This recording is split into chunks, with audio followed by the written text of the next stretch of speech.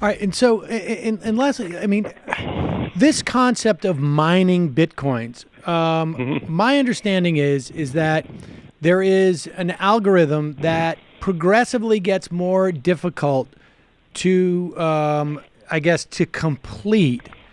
And once you complete this essentially mathematical equation, it creates or finds a Bitcoin, and that the amount of CPU energy, literally computer power energy, that is being used is off the charts, like equivalent to, I don't know, multiple countries around the world. And you've got people who are mining bitcoins because they have the ability to essentially create money and I guess expend money to create this money, with the hopes that it will increase in value from where it is today to tomorrow, and so on. Are the other currencies also created in mined in the same way?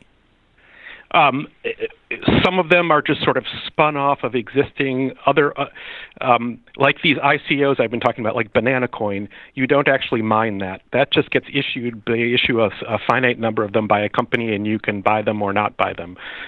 Some of the other, you mentioned the Ethereum blockchain, which is where a lot of these altcoins live, and that is also mined the same way that the Bitcoin blockchain is mined, and may even have some improvements over the Bitcoin blockchain, which is, as you mentioned, has turned out to be really a problem in terms of how much power it uses.